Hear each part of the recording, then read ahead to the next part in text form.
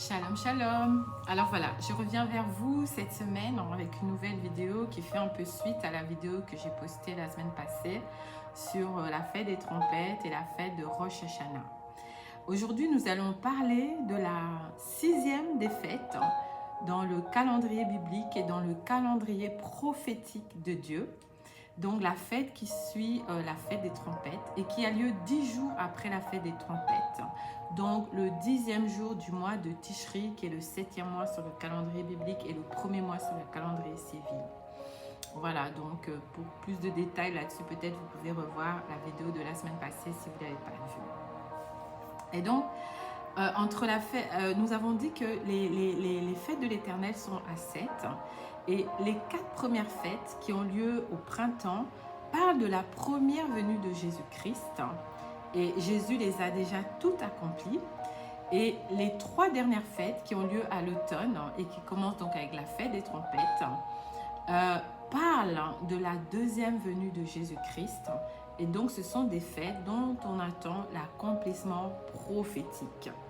Mais vous savez que la prophétie a plusieurs accomplissements dans le temps. Donc, certes, il y a eu un certain accomplissement dans le passé et nous allons en parler, nous allons rentrer en détail là-dessus tout à l'heure. Donc, cette fête va commencer, s'appelle la fête des expiations et elle va commencer vendredi soir au coucher du soleil pour se terminer samedi soir au coucher du soleil. En fait, ma Bible ne parle pas d'une fête mais parle d'un jour des expiations. Parce que en fait, c'est pas vraiment une fête. C'est plutôt un jour de repentance. C'est un jour où tout le peuple, toute la nation d'Israël est en jeûne. Et jusqu'aujourd'hui, c'est considéré comme le jour le plus saint de toute l'année.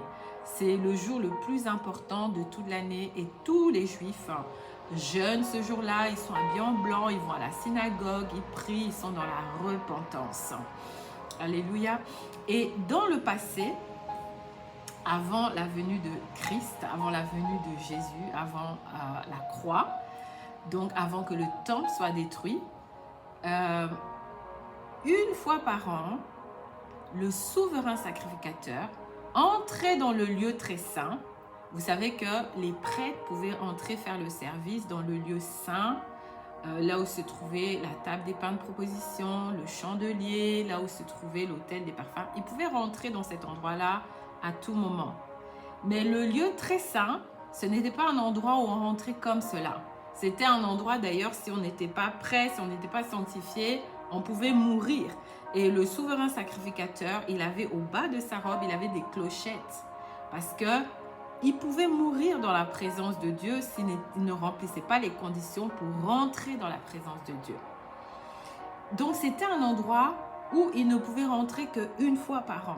Et ce jour-là, c'était le jour des expiations, donc le jour de la fête des expiations ou le jour de la fête de Yom Kippour, comme l'appellent les Juifs. Yom Kippour, ça veut tout simplement dire en hébreu le jour des expiations. Voilà. Donc c'est ce jour-là. Et la Bible en parle dans le livre d'Hébreux. Il est dit que le souverain sacrificateur entrait une fois par an dans le lieu très saint et il offrait du sang d'animaux, du sang de bouc, du sang de taureau pour ses propres péchés et pour les péchés de toute la nation, pour les péchés du peuple. Donc c'était un jour, vraiment c'était un jour où tout le peuple était dans l'attente de voir le souverain sacrificateur ressortir pour que tous leurs péchés, tous les péchés qu'ils avaient commis pendant l'année soient pardonnés et qu'ils aient l'assurance que leur nom soit inscrit dans le livre de vie. Mais Jésus, il est le véritable souverain sacrificateur.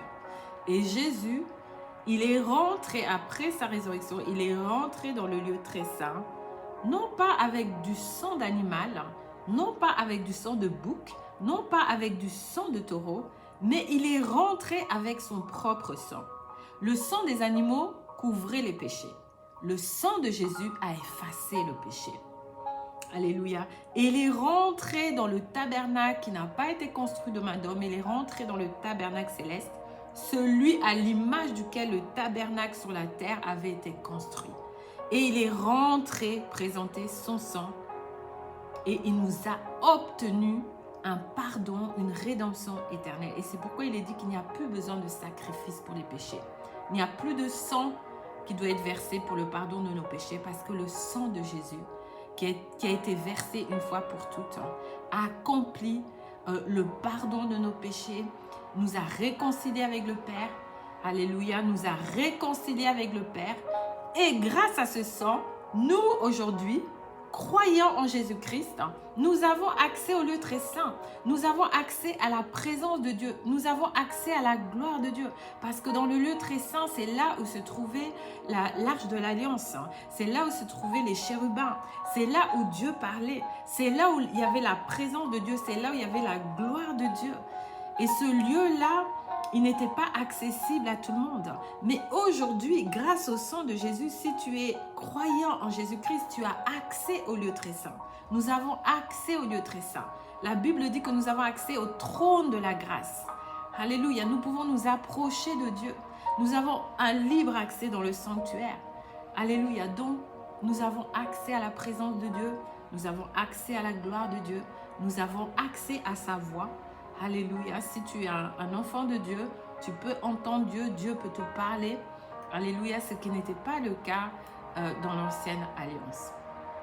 Donc Jésus a accompli parfaitement ce jour quand il est rentré dans le tabernacle céleste, quand il est rentré au ciel avec son propre sang. Alléluia, il a accompli l'expiation de tous nos péchés. C'est-à-dire que nous sommes pardonnés de tous nos péchés. Nous sommes justifiés. Nous sommes réconciliés avec le Père. Alléluia. Il a fait l'expiation de tous nos péchés par son sang. Alléluia. Donc ça, c'est pour l'accomplissement passé. Pour l'accomplissement futur, ce jour parle également d'un jour où tout Israël sera sauvé.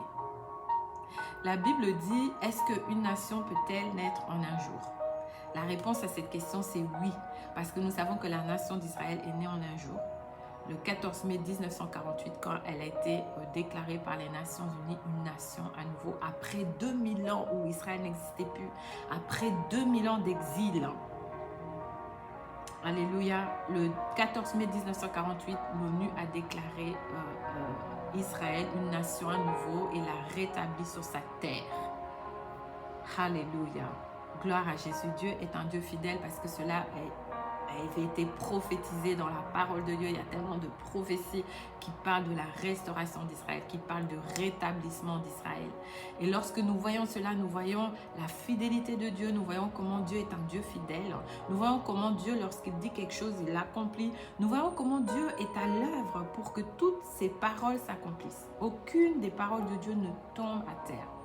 Et cela doit nous encourager aussi que si nous avons reçu des paroles dans notre vie, si nous avons reçu des prophéties, nous avons un Dieu fidèle qui veille sur sa parole pour les accomplir, pour les exécuter.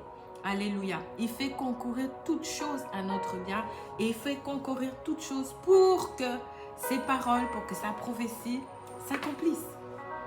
Alléluia. Et donc, le jour de Yom Kippour, le jour de la fête des expiations, parle d'un jour de repentance nationale d'Israël. Est-ce qu'une nation peut se repentir en un jour? La réponse est oui. Et nous voyons cela dans le livre de Zacharie au chapitre 12, le verset 10. La Bible dit ceci. « Alors je déverserai sur la famille de David et sur les habitants de Jérusalem un esprit de grâce et de supplication. Et ils tourneront les regards vers moi, celui qu'ils ont transpercé. Ils pleureront sur lui comme on pleure sur un fils unique.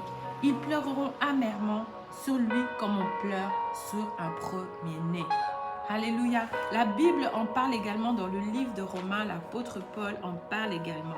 Il dit ceci à partir du verset 25. « En effet, je ne veux pas, frères et sœurs, que vous ignorez ce mystère, afin que vous ne vous preniez pas pour des sages.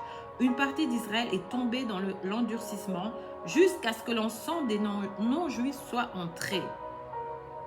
Et ainsi, tout Israël sera sauvé, comme le dit l'Écriture. Tout Israël sera sauvé, comme le dit l'Écriture. » Et ici, le prophète Zacharie, donc dans Zacharie 12, verset 10, nous montre une très belle image où le peuple d'Israël, où les écailles qui étaient sur les yeux du peuple d'Israël, où le voile qui était sur le cœur va être déchiré, où les écailles vont tomber, et où ils vont tourner les regards vers celui qu'ils ont transpercé. Et c'est Dieu qui est en train de parler. Il est en train de dire, ils vont tourner vers moi. Ils tourneront les regards vers moi, celui qu'ils ont transpercé. La Bible dit que Dieu était en Christ, réconciliant le monde avec lui-même. Alléluia. Ils pleureront sur lui comme on pleure sur un fils unique. Ils pleureront amèrement sur lui comme on pleure sur un premier-né. Alléluia. Ceci nous parle du jour de la repentance nationale d'Israël. Et ce sera un jour de Yom Kippour. Alléluia. Ce sera un jour de Yom Kippour. Ce sera un jour où les yeux du peuple d'Israël vont s'ouvrir et ils vont reconnaître que Yeshua était le Messie, que celui qu'ils ont transpercé était le Messie. Alléluia. Nous avons une belle analogie de cela dans la parole de Dieu, où nous voyons Joseph et ses frères. Nous voyons que Joseph a été vendu par ses frères. Nous voyons que Joseph s'est retrouvé esclave en Égypte. Ensuite, nous voyons Joseph, premier ministre en Égypte. Et alors qu'il devient premier ministre, il y a une famine. Et la famine fait en sorte que sa famille quitte le pays de Canaan pour aller en Égypte chercher de la nourriture. Et donc ses frères qu'il avait vendus viennent le rencontrer. Mais ses frères ne le reconnaissent pas parce que Joseph porte des habits égyptiens. Joseph parle l'égyptien. Joseph a un aspect tout autre, donc ils ne peuvent pas le reconnaître. Et donc, Joseph les renvoie en Canaan avec de la nourriture et c'est seulement lorsqu'ils reviennent une autre fois, une deuxième fois, que Joseph se révèle à eux. Que Joseph fait sortir tous les Égyptiens qui étaient là, il fait sortir toutes les personnes qui étaient dans la salle et il se révèle à ses frères. Alléluia. Il y a un jour où Yeshua, où Jésus va se révéler. Alléluia, à ses frères, aux Juifs. Alléluia, parce que Jésus est venu dans une famille juive ici sur la terre. Il est né dans des entrailles juives. Alléluia. Et il y a un jour où il va se révéler à ses frères dans la chair. Alléluia. Et ce jour sera le jour de Yom Kippour. Ce jour sera le jour de la fête des expiations. Alléluia. Alors qu'est-ce que nous avons à voir avec cela? Nous avons tout à voir avec cela. Parce qu'en tant que croyants, nous avons une responsabilité qui est de prier pour cela. Qui est de prier pour le salut de nos frères juifs. Qui est de prier pour que les yeux s'ouvrent et que les écailles tombent. Pour que le voile soit ôté. Alors, je ne sais pas qu'est-ce que vous avez l'intention de faire en ce jour-là, mais moi, j'ai pris la résolution de jeûner pour le salut des Juifs, de jeûner pour le salut de la nation d'Israël. Alléluia. Et pour que le Seigneur se révèle à eux. Vous savez que ce jour-là, ils sont tous en jeûne. Et lorsque nous sommes en jeûne, nous sommes sensibles au monde spirituel. Et c'est vraiment le moment propice pour recevoir des visions, pour recevoir des songes, pour recevoir des rêves. Et nous croyons alors que nous, chrétiens des nations, issus des nations, croyants issus des nations, lorsque nous prions, nous intercédons pour eux en ce jour-là, nous croyons qu'il y en a qui vont avoir des visions, qui vont avoir des songes, que Yeshua, que Jésus va se révéler à eux. Alléluia. Voilà, c'est ce que je voulais partager avec vous, c'est ce qui est sur mon cœur depuis toute cette semaine.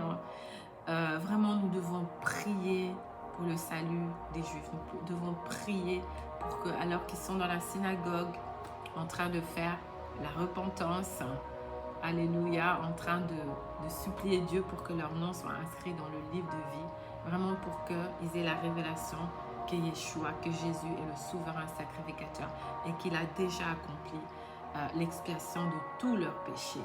Alléluia. Vraiment, soyez abondamment bénis.